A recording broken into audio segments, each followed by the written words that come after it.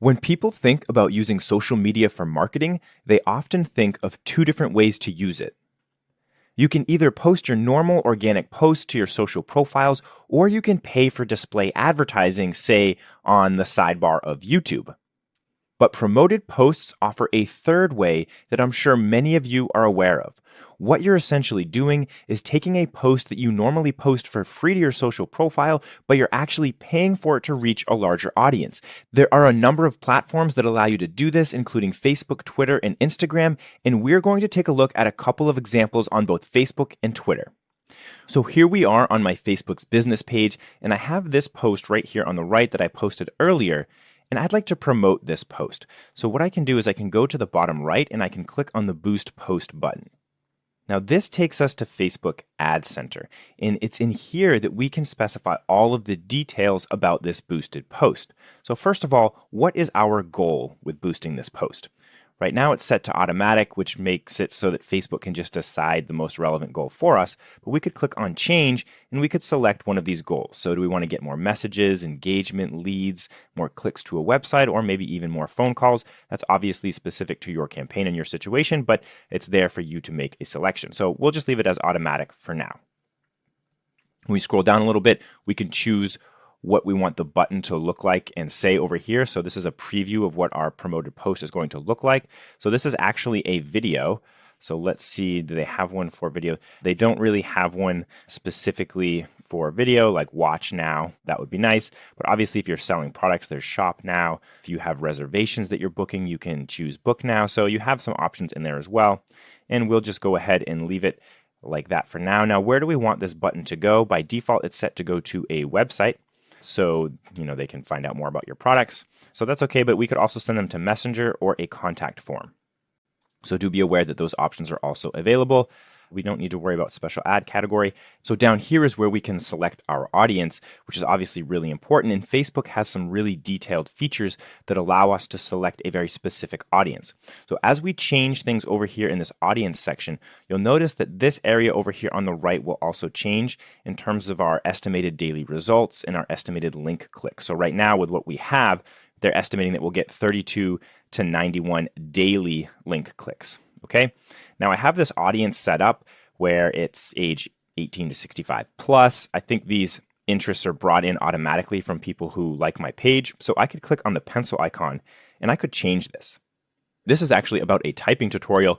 I think this is going to be more beneficial for older users who don't yet know how to type. So I'm going to set this to 50 plus. And you'll notice that when I do that down here, my audience definition is changing. I'm now have a smaller audience size, which is nice because we don't want to be too broad or too specific. We want to be right in this green zone, which is where we already are. But we could go down here and we could make some more changes. We could change out all of these interests. These are kind of random to me. Again, Facebook just put them in automatically. So I could say, I'm interested in marketing to people that like learning and that maybe like computers.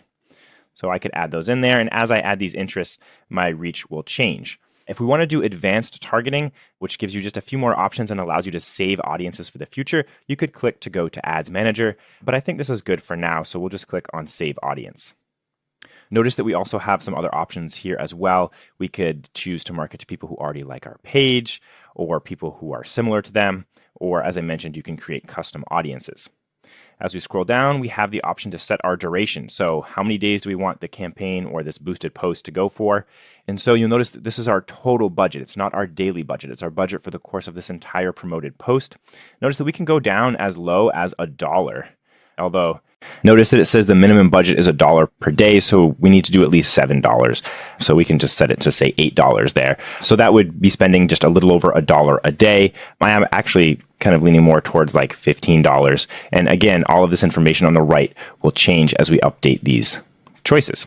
Down here, we can choose where we want our placements. Now, this is really interesting because I'm talking about boosting a post here on Facebook, but notice that by default, it's using this Advantage Plus placements, which will maximize our budget across Facebook, Messenger, Instagram, and the Meta Audience Network. So that's their ad display network that Facebook has. But if we were to uncheck this, we could choose specifically, say we only want this on Facebook. Okay, well then we just uncheck Instagram and Messenger. We can't uncheck Facebook because it's already on. We're coming from Facebook. But if we were boosting a post on Instagram, we could only boost it on Instagram and not Facebook and Messenger. So that's up to you. I'm not really interested in boosting it in Messenger. Instagram might be kind of interesting, so we can kind of allow those placements, just kind of give us some more options, maybe maximize our budget a little bit better. And then as you scroll down, you'll have to specify your payment information. And then when you're ready, you can just click on Boost Post Now.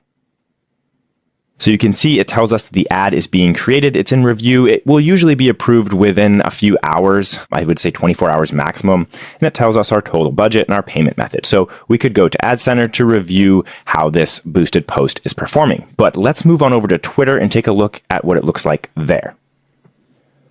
Okay, so here we are on Twitter, and let's try and do the same thing. I'm going to scroll down a little bit, and you'll notice that I have a very similar post, and I would like to boost it here on Twitter. You'll notice that we have this button right down here below the post that says Promote. So let's click on it. Now, I do want to mention that you need to have a professional Twitter account set up. If you don't have a professional Twitter account set up, let me go back here real quick and just show you this. You won't see... hit the X and don't promote. You won't see this promote button right here. But what you can do is you can click this graph icon where it says analytics.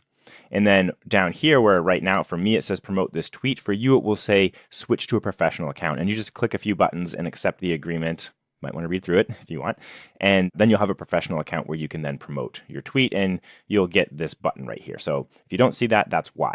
But I'm going to click on promote and then get started.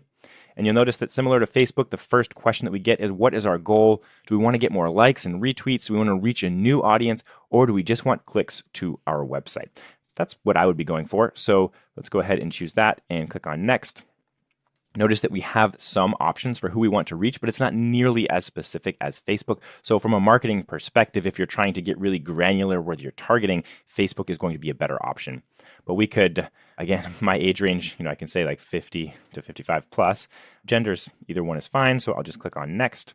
And now, again, we have our budgeting. But for Twitter, we set a daily budget, and the minimum daily budget is actually $10. So to run this campaign for 7 days, we'd be spending $70. And again, we can see our estimated reach. It doesn't give us the estimated clicks like Facebook does either. So it's a little bit more expensive. You can't target quite as well, and you don't have some of those details in terms of the estimated clicks. But, Twitter's an option, and that's how you can boost posts. So boosting posts is a great way to get the ball rolling for small organizations who don't have much of a following on social media. So you can post these really nice tips and solutions for users in the beginning when you first start your account. Promote those posts, start to gain some followers, and then after that, you can just try posting organically without promoting it because you're already going to have some traction and some followers that are going to see that post and you don't have to pay for it. So if you're looking to get started with social media marketing, don't forget about promoted posts. Let's talk about some of the top platforms that you can use to automate your social media posting and combine your social media accounts to one platform. These tools will make it so you don't have to log into all of your social platforms separately. There are 4 platforms that I'd really like to highlight.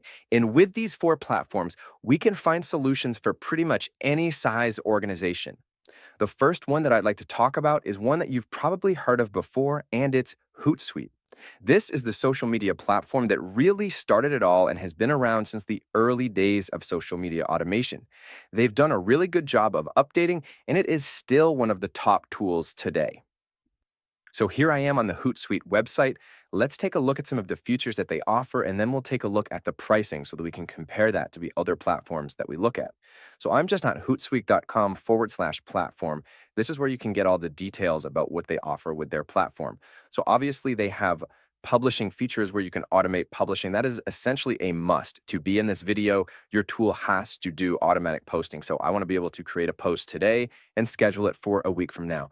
Obviously, Hootsuite allows that. They also have this new AI feature that they call Owie Writer, and it creates captions for you, comes up with content ideas, can help you with hashtags and all sorts of stuff like that. So that is something to keep an eye on. Obviously, AI is making huge leaps and bounds right now. Notice that they have some engagement features. So with Hootsuite, we can see all of our incoming messages. We can reply to them. And when we talk about this, we're not talking about with one social network. We're going to take a look at a minute, all of the integrations that Hootsuite features, meaning which networks can we connect to Hootsuite. So once we've connected our networks, we can reply to our messages for all of those networks in one spot.